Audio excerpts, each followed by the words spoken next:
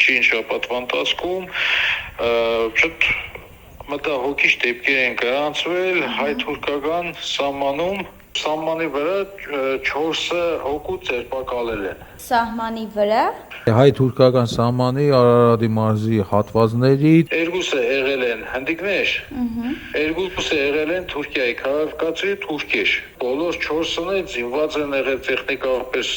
ամեն ինչով, կամերա, չգիտեմ ինչ։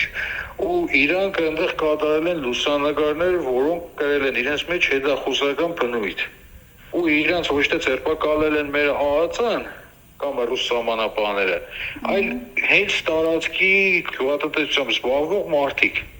Իրանք են տեսել, այս մարդիկ եկել են այդտեղ լրտեսություն կենան։ Զանգերից հետո նոր ԱԱԾ-ն եկել դրանց տարել է։ Ու մինչև հիմա ոչ չկա որևէ պաշտոնական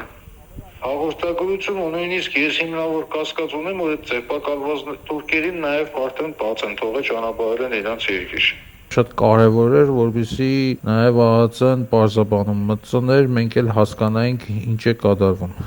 Չնայած հասկանալի պատճառներով ԱԱԾ-ն այսօր ոչ թե զբաղված է իր գործառույթները կատարելով, այլ կոնկրետ մեկ անձի պաշտպանությունը իրականացնելով։